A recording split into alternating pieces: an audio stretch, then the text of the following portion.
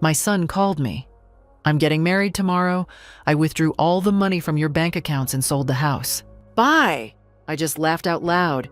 He didn't know that the house he sold was actually, I'm glad you're here with me. Please like this video and listen to my story till the end, and let me know which city you're listening from. That way I can see how far my story has traveled. I had spent 37 years building my life carefully, brick by brick. My name is Margaret Thornton, and at 62, I thought I had seen everything life could throw at me. I lived in a modest 2-bedroom house in suburban Ohio, worked part-time at the local library, and enjoyed my quiet routine. My son, Derek, was 34 and had always been ambitious, perhaps too ambitious. The first strange thing happened 3 months before everything fell apart. Derek called me, asking about my bank account numbers. "Mom, I need to help you set up automatic bill payments," he said, his voice smooth as honey. "You're getting older, and I don't want you to miss anything important." I hesitated, but he was my son, my only child. His father had died when Derek was 12, and I had raised him alone, working 2 jobs, sacrificing everything. Surely I could trust him with this. The second sign came 6 weeks later. Derek visited with his fiancée, Brittany. She was 26, beautiful in that sharp, calculated way that made me uneasy. They sat in my living room, and Brittany's eyes roamed over everything: the furniture, the paintings, the vintage clock on the mantel. "This house must be worth quite a bit now, Margaret," she said, not even calling me Mom or Mrs. Thornton. "Real estate in this area has really appreciated." "It's my home," I replied simply. "I'm not interested in selling." Derek laughed, squeezing her hand. "Of course not, Mom. Brittany's just making conversation." But something in his eyes made my stomach turn. Then came the banking statements. I checked my accounts online every Sunday morning with my coffee. That particular Sunday in late October, my heart stopped.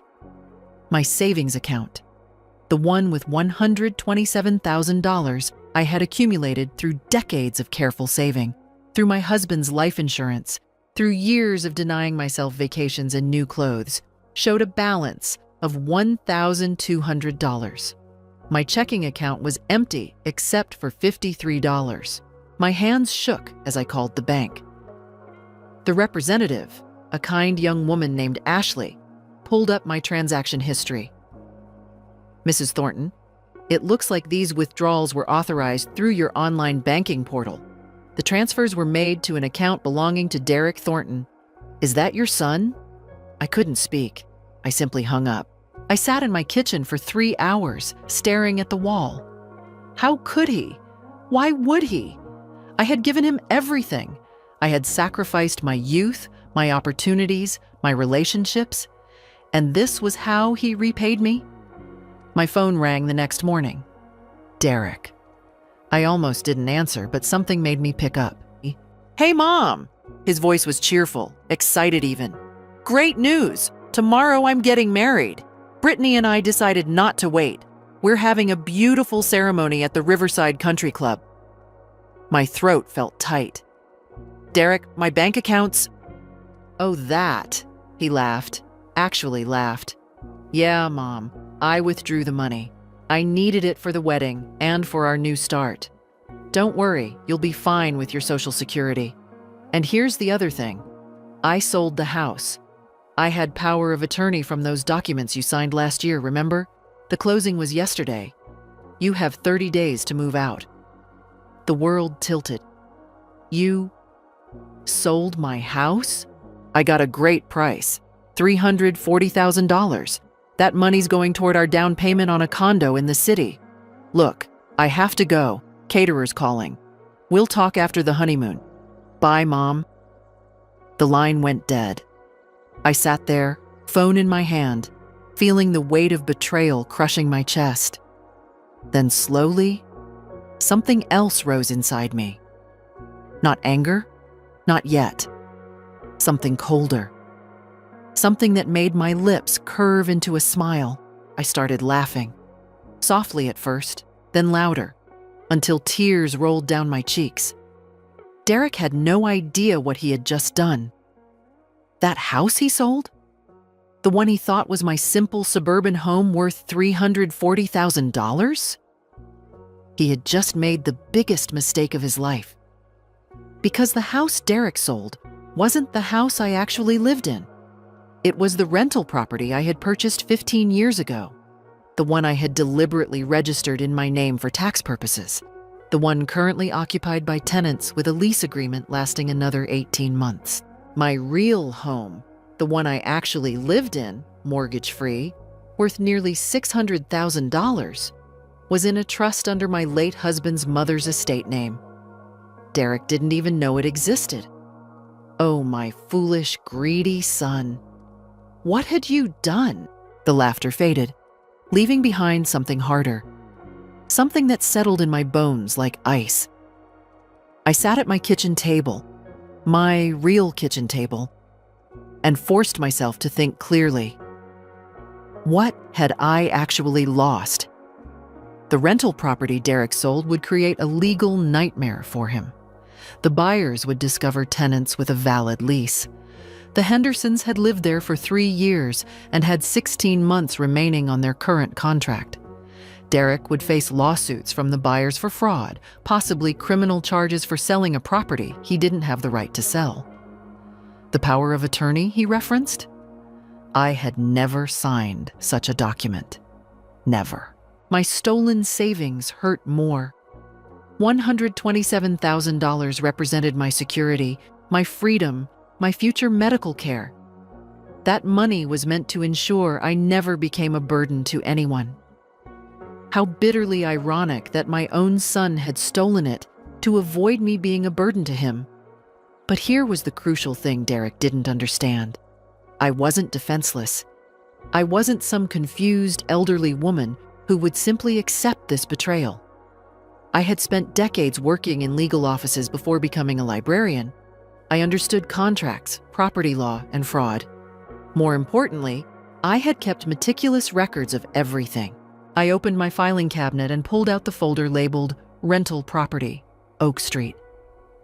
Inside were copies of the lease agreement with the Hendersons, proof of their security deposit, and my own deed to the property.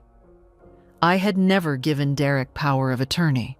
Whatever documents he claimed to have were either forged or obtained through deception. Next, I checked my real estate holdings file. My actual home, the one I sat in now, was titled under the Robert Thornton Family Trust, established by my late mother-in-law 20 years ago. I was the trustee and beneficiary, but the property wasn't in my personal name. Derek had grown up in this house, but apparently he had never understood the legal structure behind it.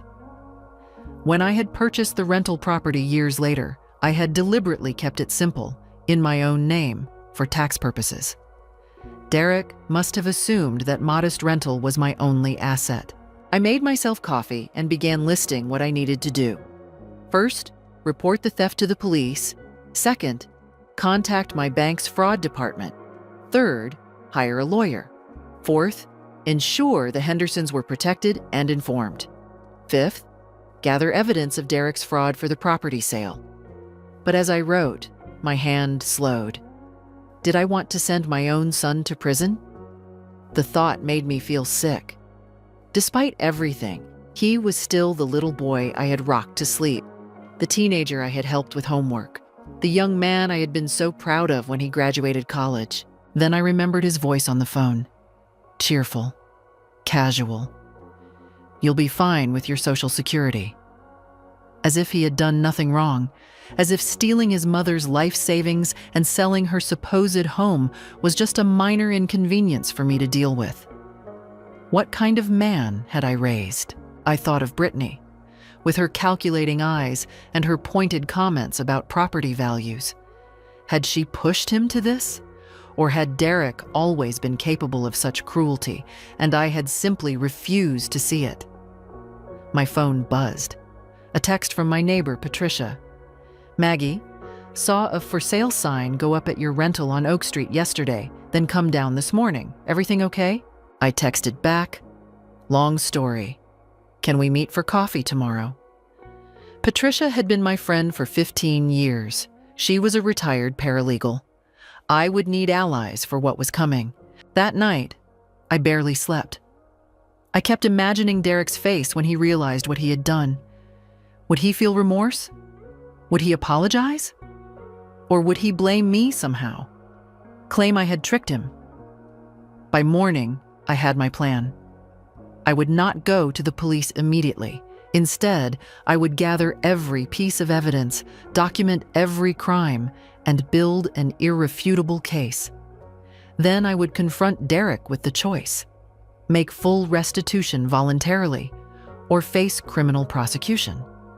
I would give him one chance to do the right thing, one chance to prove he was still my son and not the stranger who had laughed while robbing his mother. I called the bank at 9 o'clock sharp. I need to report fraud and theft from my accounts, I told the representative, and I need a complete record of all transactions for the past 6 months.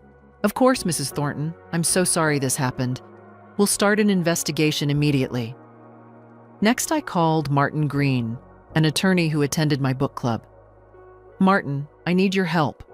My son has stolen my savings and fraudulently sold a property I own. I need legal representation, and I need it to be confidential until I'm ready to act. There was a pause. Margaret, this is serious. How much are we talking about? $127,000 in cash theft, approximately $340,000 in fraudulent property sale proceeds. Jesus. Yes, I'll help you. Come to my office this afternoon. I hung up and looked at myself in the hallway mirror. My silver hair was neat, my blue eyes clear and determined. I looked like someone's sweet grandmother. Derek had forgotten that sweet grandmothers could also be warriors when necessary. My son wanted to get married tomorrow? Fine. Let him enjoy his wedding. Let him think he had won. I would wait, gather my strength, and then I would show him exactly what happened when you betrayed the woman who had given you everything. Martin Green's law office was located in a quiet brick building downtown.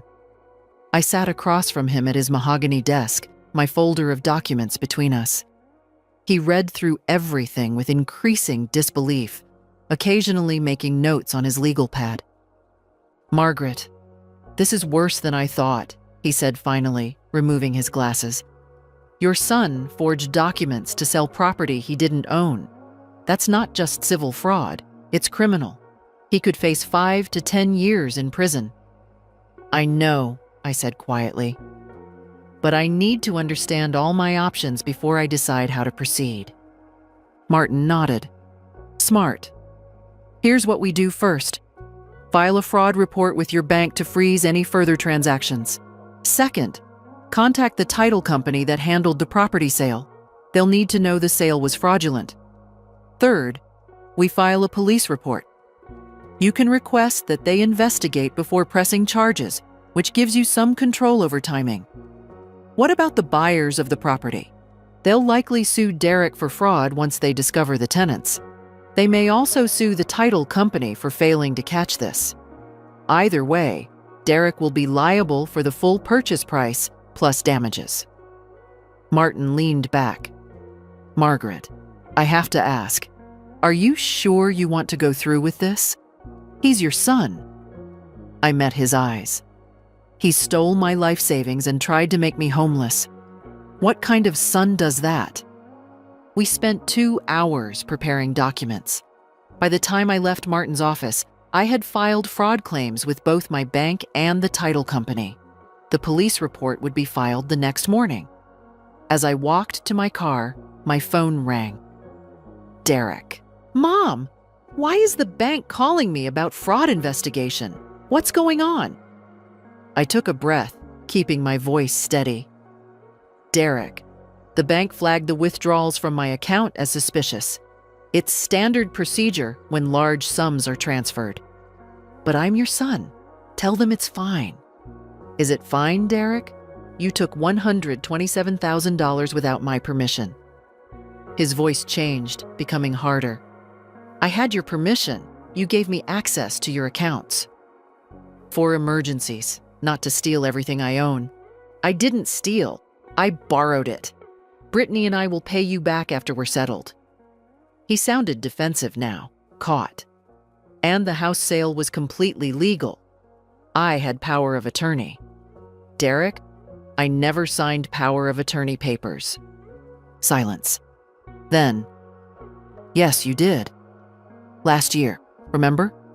When you were sick with pneumonia, I brought them to the hospital. My blood ran cold. I had been sick last year, hospitalized for 4 days with severe pneumonia. I barely remembered that time. The fever, the medication, the exhaustion.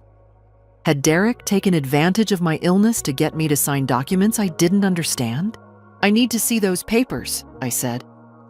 Mom, stop being difficult. Everything's legal. Just call the bank and tell them to drop the investigation. His voice turned pleading. Please, the wedding is tomorrow. I don't want this stress. You should have thought of that before you robbed your mother. I hung up before he could respond. That evening, Patricia came over with wine and sympathy. I told her everything, watching her face shift from shock to anger. That bastard, she said. Maggie, you know I'm here for whatever you need. Character witness, research, anything. Thank you, I said, feeling the weight of true friendship. Actually, I do need something. Can you help me contact the Hendersons? They need to know what's happening with the rental property. We called them together. Tom Henderson answered, his voice concerned. Mrs. Thornton, is everything all right? I explained the situation as gently as I could. There was a long silence. So your son sold the house we're living in without telling you or us? Tom's voice was incredulous. What happens to our lease? Your lease is still valid, I assured him. I'm working with my attorney to sort this out. You're protected. But I wanted you to know in case the buyers try to contact you. Jesus, thank you for telling us. Let us know if you need anything. Statements, testimony, whatever. After we hung up, Patricia poured us both more wine. Derek has no idea what's coming, does he? No, I said. He thinks I'm just a confused old woman he can manipulate. The next morning, I received an email from the title company. My hands shook as I read it. Mrs. Thornton, our investigation has revealed serious irregularities with the sale of 1247 Oak Street.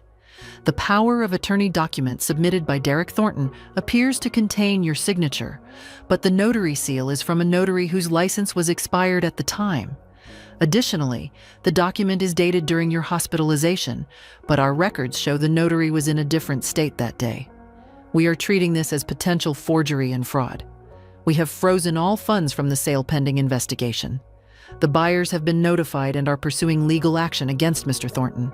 I forwarded the email to Martin Green with a single line. He forged everything. This was the proof I needed. Derek hadn't just been reckless or morally questionable. He had committed calculated fraud. He had brought false documents to my hospital bed, perhaps getting me to sign blank papers in my delirium, then had them fraudulently notarized later. My phone buzzed. Another text from Derek. Mom, we need to talk.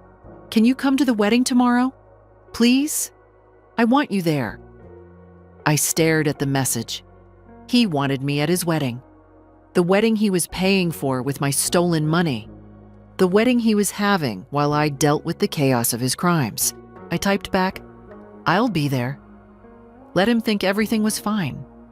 Let him marry his calculating bride, celebrate with my stolen money, believe he had gotten away with it.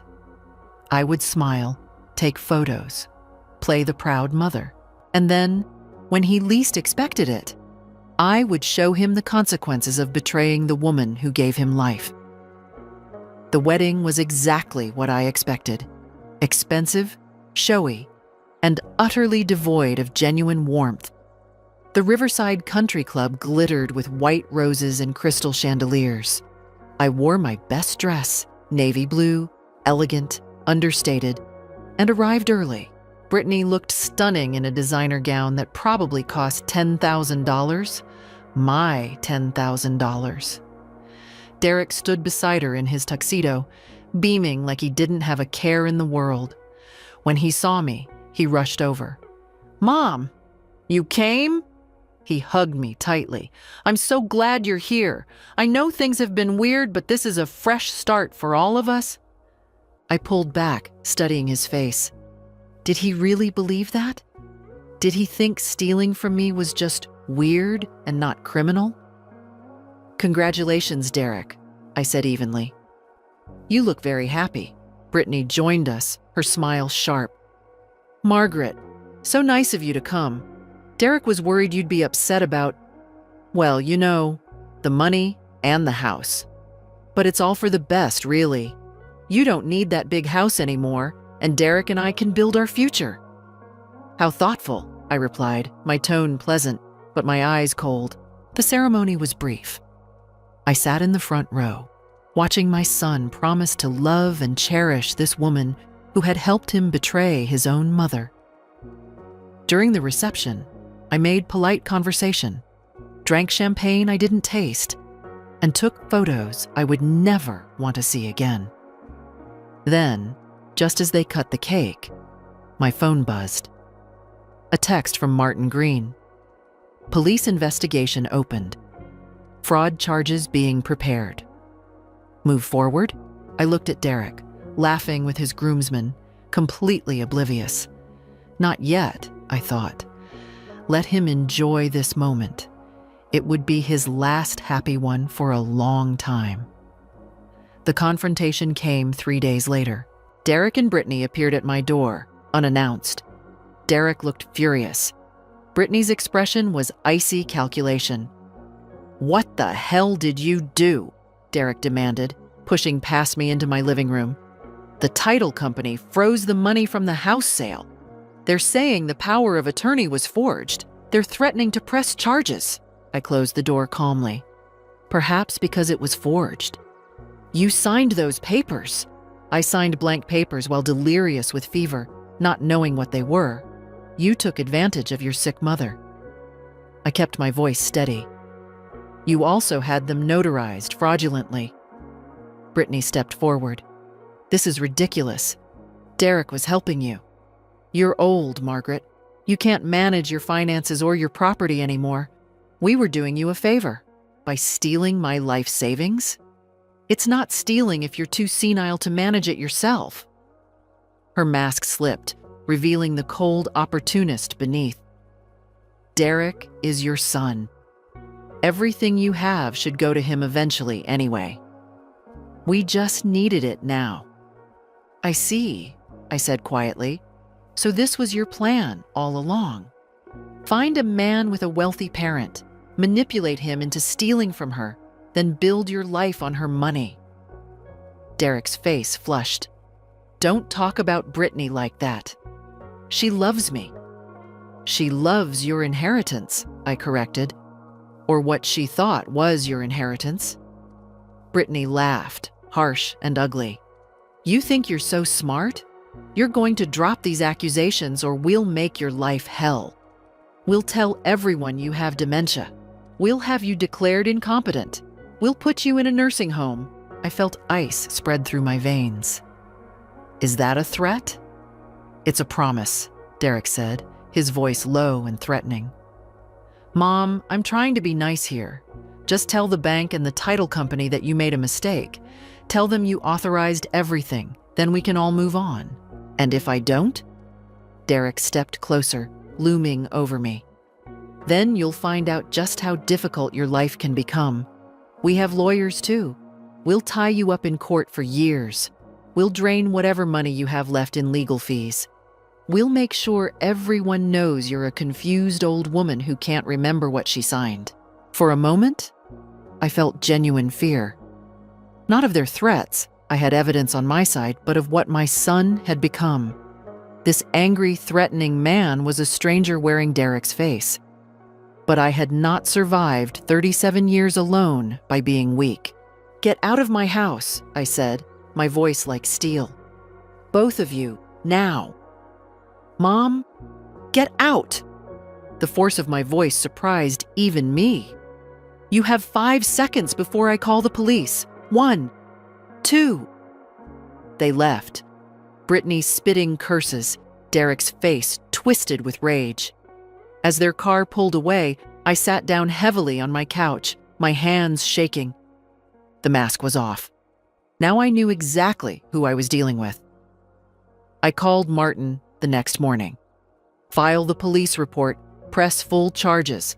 I want them prosecuted to the fullest extent of the law. Are you sure? Completely. For the next few days, I did nothing but rest. I read books, tended my garden, had lunch with Patricia. I needed to recover my strength, both physical and emotional. The confrontation had shaken me more than I wanted to admit. But as I watered my roses, feeling the warm sun on my face, I felt something else growing inside me. Cold, absolute determination. Derek and Brittany had made their choice. Now they would live with the consequences. A week after our confrontation, Derek called. His voice was different, softer, almost childlike, the voice he used to use when he was young and wanted something. "Mom, can we talk? Please?" I considered hanging up. Instead, I said, "I'm listening. I've been thinking a lot, about everything, about what I did."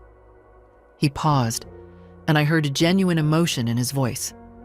Or was it just good acting? "I was wrong, Mom. I see that now. I let Brittany get in my head. I let the stress of wedding planning make me crazy. But you're my mother. I should never have..." His voice broke. "I'm so sorry, Mom. Please, can we fix this?" Part of me, the part that remembered rocking him as a baby, teaching him to ride a bike, cheering at his graduations, wanted to believe him, wanted to forgive him immediately, to make everything right again. But I had learned my lesson about blind trust. "What exactly are you proposing, Derek?" "I'll return the money, all of it. Brittany and I will take out a loan if we have to, and the house thing, I'll fix it. I'll make sure the buyers don't sue. I'll handle everything." He was speaking quickly now, urgently. "Just please, please drop the police investigation. I can't have a criminal record, Mom. It'll ruin my career, my whole life. You should have considered that before you committed fraud." I know, and I'm sorry, but please, give me a chance to make this right. Don't destroy my life over one mistake." One mistake? As if robbing your mother was equivalent to forgetting her birthday. "How long will it take you to return the money?" I asked. Maybe 6 months? A year at most? "We need time to get a loan to..." "Derek, you don't have 6 months. The investigation is already underway." His voice changed again, becoming desperate. "Then what do you want? Just tell me what you want."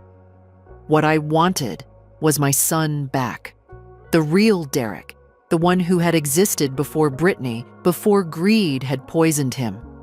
But that person might never have existed at all. "I want full restitution within 30 days, I said. "Every dollar you took, plus interest. I want a written confession of what you did. I want you to face the consequences of your actions." "That's impossible. We can't get that kind of money in 30 days. "Then you should have thought of that before you stole it." "God, you're heartless." The desperation turned to anger.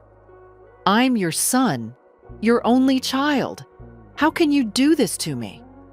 "How could you do what you did to me?" I replied quietly. "Goodbye, Derek." I hung up and turned off my phone. That afternoon, Brittany came alone. I watched from my window as she got out of her car, dressed impeccably in a cream-colored suit. She rang the doorbell 3 times before I answered. "Margaret, we need to talk, woman to woman." Her smile was strained, but trying to be warm. "Can I come in?" "No." She blinked, surprised. "I'm trying to make peace here." "Make it from the porch." Her jaw tightened, but she maintained her composure.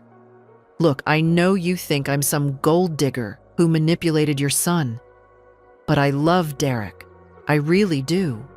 And I'm trying to save him from this disaster." By convincing me to drop the charges? By making you see reason? Her mask slipped slightly. Do you understand what criminal charges will do to him? To his career? To our future? Yes, I said. That's exactly why they need to be filed. Brittany stared at me, then laughed. A cold, bitter sound. You know what? Derek was right about you. You're a selfish old woman who can't stand to see her son happy. You're so bitter and alone that you want to drag him down with you. Are you finished? You'll regret this, she hissed. When Derek is in prison, when your relationship is destroyed forever, you'll realize you chose money over your own son. You'll die alone, and it'll be your own fault. Goodbye, Brittany. I closed the door on her enraged face. That evening, Patricia came over with her husband, Michael, and 2 other couples from our book club, the Johnsons and the Reeves. They brought food, wine, and something more valuable, solidarity. We heard what's happening, Patricia said, giving me a long hug. We wanted you to know you're not alone. We sat in my living room, and I told them everything. Not just the facts, but the pain, the betrayal, the guilt of prosecuting my own son. They listened without judgment. You're doing the right thing, Michael said firmly. What Derek did was criminal. If you let him get away with it, you're telling him he can betray anyone without consequences. Carol Johnson nodded. My brother stole from our mother. She forgave him, didn't press charges. He did it again 5 years later. Some people only learn through consequences. Their support wrapped around me like a warm blanket. I wasn't crazy. I wasn't heartless. I was a woman protecting herself from someone who had proven he couldn't be trusted, even if that someone was my son. As they left that night, Patricia squeezed my hand. Stay strong, Maggie. You're doing the hard thing, but it's the right thing. I went to bed that night feeling something I hadn't felt in weeks. Peace. Cold, hard peace. Derek and Brittany had tried manipulation, threats, and guilt. None of it worked. Because I had something they didn't understand. Principles, self-respect, and friends who reminded me of my worth. The next morning, I called Martin Green. No deals, no compromises. We proceed with full prosecution. Understood, he said. Margaret, for what it's worth, I think you're incredibly brave. Brave or broken, I wasn't sure which, but I knew I wouldn't back down. They came together this time, on a Sunday morning when the neighborhood was quiet. I saw them through my window, Derek and Brittany walking up my driveway with careful, measured steps. Derek carried flowers.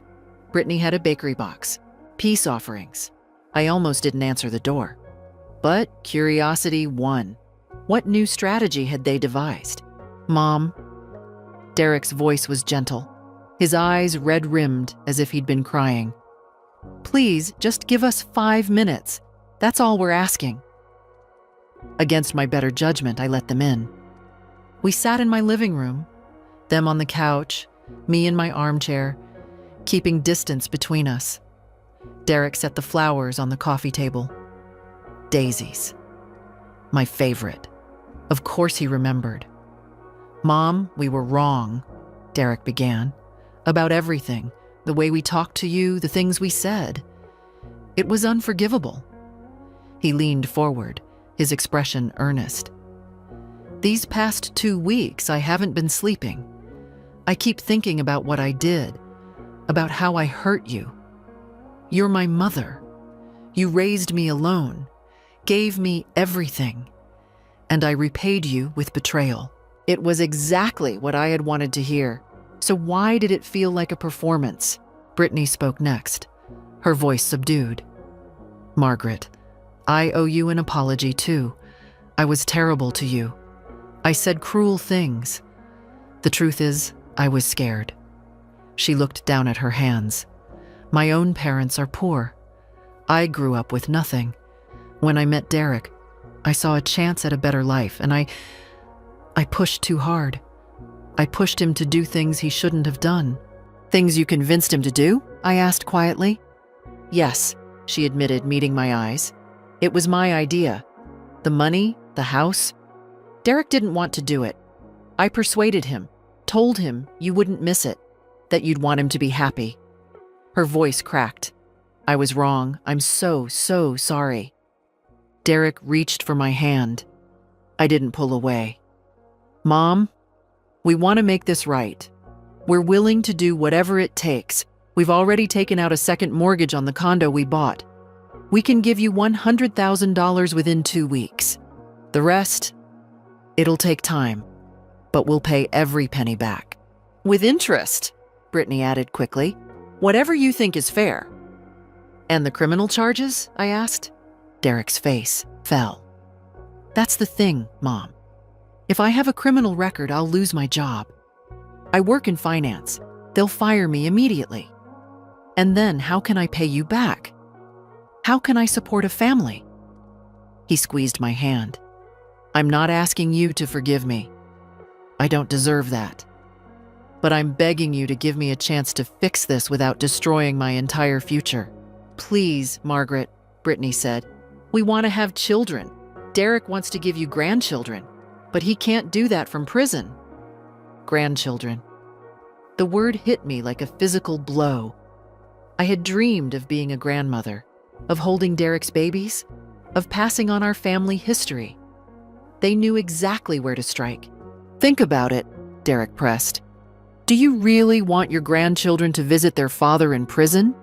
Do you want them to grow up knowing their grandmother put their father behind bars? I studied them both. The performance was good. Derek's tears seemed genuine. Brittany's remorse looked real. They had clearly rehearsed this carefully, but I noticed small things. The way Brittany's eyes kept flicking to her watch. The way Derek's grip on my hand tightened when I didn't immediately respond. The tension in their shoulders coiled like springs. What happens if I say no? I asked softly. The change was instant. Derek's expression hardened. Brittany sat back, arms crossed. Then you're choosing to destroy your son, Derek said flatly. And for what? Money you don't even need? You have your precious house, your comfortable life. You're taking away mine out of spite. It's not spite, it's justice. Justice? Brittany laughed harshly. You want to talk about justice? What about fairness? Derek is your only child. Everything you have will go to him when you die anyway. We just needed it earlier. That's all. So you're saying I should have died sooner? Made things more convenient for you? Don't twist my words, Brittany snapped. I'm saying you're a vindictive old bitch who can't stand seeing her son happy with someone who isn't you. Derek didn't defend me. He just watched, waiting to see if this approach would work where kindness had failed. I stood up slowly. Get out. Mom, get out! My voice shook with rage. You come into my home with your fake tears and your manipulations, trying to guilt me into letting you rob me without consequences. You think I don't see what you're doing? Derek stood, his face flushing with anger. You're going to regret this. When I'm sitting in a prison cell, when Brittany leaves me because I can't provide for her, when you're alone on every holiday for the rest of your life, remember that you chose this. I didn't choose this, I said coldly. You did, the day you decided to steal from your mother. Brittany grabbed Derek's arm. Let's go. She's not worth it. Let her rot alone in this house with her precious money. They stormed out, slamming the door behind them. I stood in my living room trembling. Not from fear, from fury. They had tried everything. Apologies, manipulation, guilt, threats. They had offered me grandchildren like a bargaining chip, as if I would sacrifice my self-respect for hypothetical babies. But beneath the anger, I felt something else. A small, cold thread of fear. What if Derek was right? What if I was destroying him? What if years from now I would regret this choice? No. I pushed the thoughts away. I had seen behind their masks today. I had seen the calculation, the manipulation, the complete lack of genuine remorse. They weren't sorry they had hurt me. They were sorry they had been caught. I picked up the daisies Derek had brought and threw them in the trash. Then I called Martin Green. They just tried to manipulate me into dropping the charges, I told him. They offered partial restitution in exchange for no prosecution. What did you tell them? I told them to get out of my house. There was a pause, then Martin's warm chuckle. Good for you, Margaret. That took real strength. Strength. Was that what this was? Or was it stubbornness? Pride? Vengeance? I didn't know anymore. But I knew I couldn't back down now, not when they had shown me so clearly who they really were. That night, I lay awake, Derek's words echoing in my mind. You're going to regret this. Maybe I would, but I would regret betraying myself even more. The court date arrived 6 weeks later. Martin had prepared me for everything. The process, the questions, the likelihood of Derek accepting a plea deal. But Derek, stubborn and delusional, had refused. He insisted on fighting the charges, convinced that a jury would side with a son over his vindictive mother. I wore a simple gray suit and minimal makeup. Martin had advised me to look sympathetic but strong. You're not a victim, he said. You're a survivor. The courthouse was cold, fluorescent lights reflecting off polished floors. I sat behind the prosecution table, my hands folded calmly in my lap. Derek sat across the aisle with Brittany and his lawyer, a sharp-suited man named Richard Chen, who specialized in white-collar defense. When Derek's eyes met mine, I saw something I hadn't expected. Genuine fear. Good. He was beginning to understand that this was real. The prosecutor, a stern woman named Andrea Walsh, had built an overwhelming case. Bank records showing the unauthorized transfers, testimony from the title company about the forged power of attorney, expert analysis of the fraudulent notarization, the Hendersons' testimony about the illegal property sale. Derek's defense strategy became clear quickly. Paint me as confused and vindictive, claim he had acted with my permission, and suggest that I was now simply having regrets about helping my son. Chen stood for his opening statement. Ladies and gentlemen, this is a case about family, misunderstanding, and buyer's remorse. Margaret Thornton gave her son Derek access to her accounts and authorized him to handle her property affairs. Why? Because she's 62 years old, living alone, and needed help managing her finances. Derek didn't steal from his mother. He acted with her blessing. But now, influenced by outside parties and suffering from what will demonstrate is age-related confusion, Mrs. Thornton has rewritten history to portray herself as a victim. I felt rage simmer in my chest but kept my expression neutral. The trial proceeded methodically. Andrea called witness after witness, building her case brick by brick.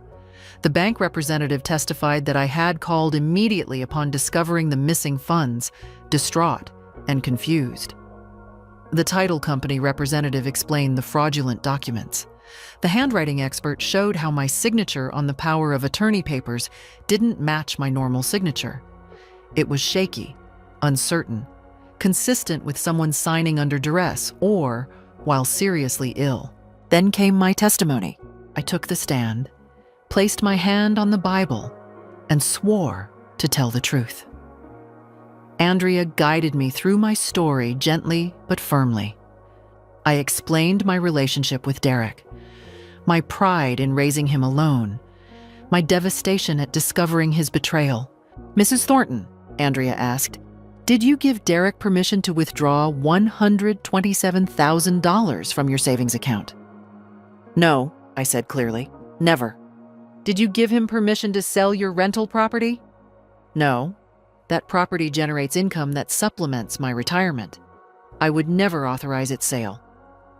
Did you sign power of attorney papers giving Derek control over your finances? Not knowingly. I was hospitalized with severe pneumonia. My fever reached 104 degrees. Derek brought papers to my hospital bed, told me they were insurance forms. I was barely conscious. I don't remember signing anything. Chen cross-examined me aggressively, trying to paint me as vengeful and confused. But I had prepared for this. I remained calm, answered every question directly, and never lost my composure. Isn't it true, Mrs. Thornton, that you resent Derek's marriage to Brittany? No, I resent Derek stealing my life savings. You've had arguments about his relationship, haven't you? We've had discussions, but this isn't about his choice of wife. This is about theft and fraud. You're a lonely woman, aren't you? Living alone? No close family besides Derek? I'm content with my life, Mr. Chen. Being independent doesn't make me vindictive. Chen tried several more angles, but nothing stuck. I had truth on my side. Then Derek took the stand. Chen walked him through his version of events. How worried he'd been about me, how I'd asked him to help with finances, how I'd been so happy to help with his wedding. Derek's performance was polished, sympathetic. Then Andrea stood for cross-examination, and everything fell apart.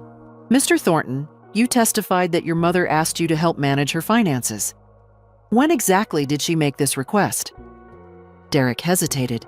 It was ongoing, over several months. Can you provide any documentation of this arrangement? Emails, texts, letters? It was verbal. I see. And the power of attorney papers? You said she signed them willingly in the hospital? Yes, but the notary whose seal appears on those documents was in California that day. The hospital is in Ohio. How did that notary witness your mother's signature? Derek's face paled. I don't know. Maybe there's a mistake in the records. A mistake? Andrea's voice was sharp. Or did you forge the notarization after obtaining your mother's signature under false pretenses? I didn't forge anything. Mr. Thornton, let's talk about the property sale. Did you inform the buyers that the house had tenants with an active lease? I thought they'd been notified. By whom? The real estate agent should have? You were representing yourself as the property owner with full authority to sell. Didn't you have a responsibility to disclose all material facts? Derek was stammering now, contradicting himself, his polished story crumbling under direct questioning. In the gallery, I saw Brittany's face go white. Andrea pressed harder. The truth is, Mr. Thornton, you knew exactly what you were doing. You forged documents, sold property you didn't own, stole your mother's savings, and you did it all for one reason: to fund your wedding and your new life. Isn't that true? No, I was helping my mother. She wanted to be robbed? She wanted to be homeless? Objection. Chen was on his feet. Argumentative. Sustained, the judge said, but the damage was done. The jury had seen Derek panic, seen him contradict himself, seen him exposed as a liar. When closing arguments ended, I felt a strange calm. It was over. Not the trial itself, the jury would deliberate, but my part in this nightmare. I had told the truth, provided evidence, and refused to be manipulated. Whatever happened next was out of my hands. We stood as the jury filed out to deliberate. Derek turned to look at me one last time. His eyes were hollow, defeated. I held his gaze steadily. This was the son I had raised, and this was the reckoning he had earned. The jury deliberated for 3 hours. When they returned, their faces were solemn but certain. On the count of grand theft, how do you find the defendant? Guilty. On the count of fraud, how do you find the defendant? Guilty. On the count of forgery, how do you find the defendant? Guilty. Derek's face crumbled. Brittany let out a choked sob. I sat perfectly still, feeling the weight of that single word echo through the courtroom. Guilty. Guilty. Guilty. The judge scheduled sentencing for 2 weeks later. Derek was released on bail, but the reality had set in. He would go to prison. His life, as he knew it, was over. Outside the courthouse, reporters waited. Martin had warned me they would be there. The case had attracted local media attention. Elderly mother prosecutes son for theft, made for compelling headlines. Mrs. Thornton, "How do you feel about the verdict?" a reporter called out. I stopped, considered, then spoke clearly. "I feel that justice has been served. What my son did was criminal. He betrayed the person who loved him most, and he must face the consequences of that choice." Do you have any message for other families dealing with financial elder abuse? Yes. You are not obligated to protect people who harm you, even if they're family, especially if they're family. Love without boundaries is not love, it's enabling. Martin guided me to his car and we drove away from the chaos. The sentencing hearing was brutal to witness. The judge, a silver-haired woman named Margaret Hendricks, listened to impact statements from both sides. The Hendersons described the stress and fear of nearly losing their home. The buyers of the property described the financial nightmare Derek had created. I described the betrayal, the violation of trust, the emotional devastation. Then Derek's attorney presented his plea for leniency. Derek himself stood, his voice shaking, and apologized. This time, his tears seemed real. "Your Honor, I know I can never undo what I did. I betrayed my mother, the woman who sacrificed everything for me. I let greed and poor judgment destroy our relationship. I understand I must face punishment. I only ask for mercy, for a chance to eventually rebuild my life and somehow, someday, make amends." Judge Hendricks looked at him for a long moment, her expression unreadable. "Mr. Thornton, you didn't make a mistake. You made a series of calculated choices. You forged documents. You exploited your mother's illness. You committed fraud against multiple parties. These weren't crimes of passion or desperation. They were crimes of entitlement and greed." She paused. "You showed no remorse until you were caught. You threatened your mother when she sought justice. You deserve no leniency." She sentenced him to 7 years in prison with the possibility of parole after 4. Additionally, full restitution to me and the property buyers, plus court costs and penalties. The total came to over $200,000. Derek collapsed into his chair, sobbing.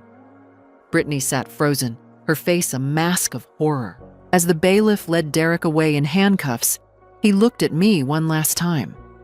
I met his eyes but said nothing. There was nothing left to say.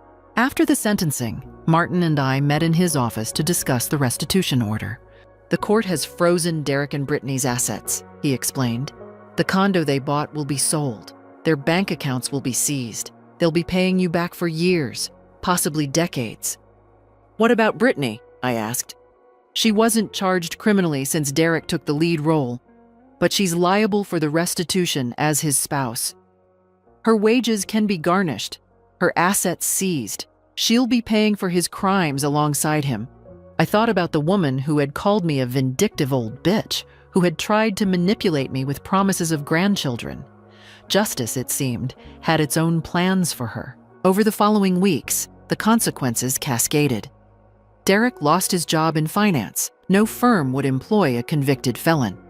Brittany's social media, once full of wedding photos and inspirational quotes, went dark. Friends and colleagues distanced themselves. Their condo was sold at a loss in a foreclosure sale. I received the first restitution payment, $15,000 from the condo sale. It would take years to recover the full amount, but the system was working. The Hendersons sent me a card. "Thank you for having the courage to stand up for what's right. You saved our home and taught our children an important lesson about justice." Patricia threw a small dinner party to celebrate the trial's conclusion. Our book club friends toasted my strength, my resilience, my refusal to be victimized. "You did something remarkable, Maggie," Michael said. "Most people would have backed down, but you stood firm." "I had no choice," I replied. "He gave me no choice." But even as I celebrated this victory, I felt the hollowness of it. I had won in court, but I had lost my son. The little boy I had raised no longer existed, replaced by this stranger who valued money over everything. Still, I had my self-respect.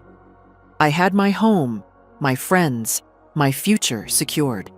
and I had sent a message that would echo far beyond this courtroom. Mothers deserve respect. Elderly people deserve protection. And crimes against family are still crimes. Derek would have 7 years in prison to think about what he'd lost. I hoped, somewhere in that time, he would find genuine remorse. Not the performative kind he'd shown in court, but real understanding of what he'd done. But whether he found it or not, I had found something more valuable. Myself, my strength, my worth, and no one could steal that from me. 6 months after Derek's sentencing, my life blossomed unexpectedly. I started a consulting business, helping elderly people protect themselves from financial abuse. Patricia joined me, and we hosted workshops at community centers. Every person I helped felt like redemption. My pain had purpose. I traveled to Ireland and Canada, reconnected with old friends, and on my 63rd birthday, Patricia threw a surprise party. Looking at the warm faces surrounding me, I realized Derek had been wrong. I wasn't alone. I had community, purpose, and genuine happiness. Meanwhile, Derek's world collapsed. Prison was brutal. He was attacked twice, developed depression, and struggled with anxiety. Brittany divorced him after 8 months, claiming she was his victim too. She moved back with her parents, working 2 retail jobs to pay restitution. Her social media disappeared. No one wanted to date the woman who robbed an elderly mother. Derek's finance career was destroyed. His employer sued him. His certifications were revoked. Friends abandoned him. His parole was denied. No job prospects, no support letters, no evidence of rehabilitation. He would serve the full 7 years. I had chosen myself, and paradoxically, that choice led to the richest period of my life. Claude is AI and can make mistakes. Please double-check responses. Looking back now, I understand what happened.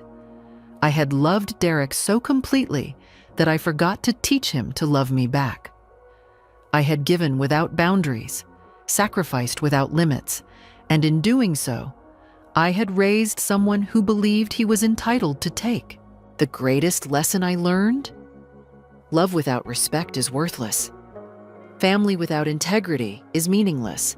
And sometimes the most painful choice is also the right one.